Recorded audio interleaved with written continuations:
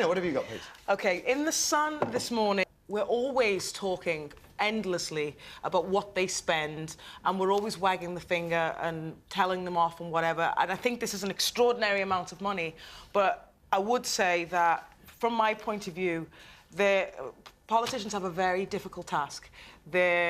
People want to egg them, want to chin them, want to do all kinds of things to them, so they do have to get in cars to go from place to place. They're carrying documents that are private, etc. Expenses documents where they flip go from one house to another, trying to remember which house they actually live in as opposed to the one they told us they live in. It's so difficult. However, Matthew, however, it shouldn't be so expensive. OK. Story about Facebook, but a positive one. It's a photo of a child posted on there, and a friend of the family noticed that there might be something with the eye, and apparently the little girl had cancer, spotted from a Facebook. Yeah, and saved the girl's life. OK. I believe, maybe, but rape inside marriage wasn't illegal in this country until, you know, 1991. Wow. That's only 19 years ago. Before then, men had the right to have it whenever they wanted. I think that's appalling. That said, most psychologists agree that regular sex is vital if you want to maintain a healthy relationship. But what if one of you doesn't fancy the idea much, Phina? You have to do it. You have to do it? Do it. I mean, you should be married to someone that you love and fancy and all the rest of it. We have a rule that we kind of, if we start out and we realise the other one's not really into it, we back away kindly and remain friends. But I think you should do it. I think you should get on with it, shake it about, enjoy it, roll around. Do it. You married, and you married. Do it.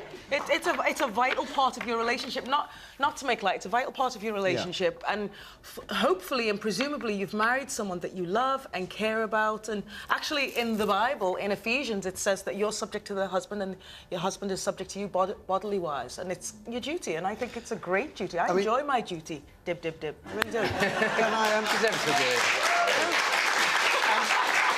One other thing, I mean, do you feel sorry for David Arquette? I mean, when he says, I mean, is that a reason to go elsewhere? Can I point out that it says David Arquette slurred, so he's probably not in his right mind. He sounded addled. I mean, that stuff was all very weird. No, but it sounded like he's hopped up on something and he's not in his right mind. His condition at the time that he spoke is one thing, but him putting it around a bit, he did do, whether sober or otherwise.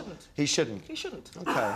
Because it strikes me that there will come a point, if no sex is happening, there will come a point where someone has had enough, and then you wonder whether... Fair enough, but then you made a covenant with that person before man and God or whatever. You should respect them, you should go talk to them, you should work it out. Don't just start hopping on someone a month later because it's not working out in the house. A month isn't very long, is it, Steve?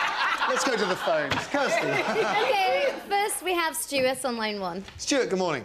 Good morning. Listening with interest to what's just been said, because it really encompasses everything I felt about the situation. That Go on. You do have different moods and different swings, but basically, if one of you... It isn't a duty. It's something that you do together. There's no duty about it. You don't just suddenly say, well, OK, it's my duty, spread them. Stuart, just be mindful. I mean, we muck around. I'm sorry, I do apologise. But in respect to that, I mean, in my own case, after 15 years, we found that we had different levels of desire. One was almost non-existent, and one was always existent. Right. And I solved it in a particular way because I met somebody through work that had a very similar desire to myself, and that lasted for over 20 years. Did you do that whilst did you have an affair? Did you have an affair? I don't consider it as an affair. But you were married at the same time.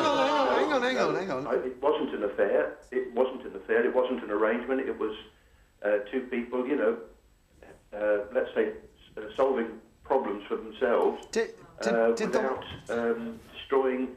It was 5% of the marriage that was involved, and 95% of it was very good. OK, now, did your wife know that you were... No, not at all. I can tell you that. I can tell you to the day she died, she never knew. Well, I don't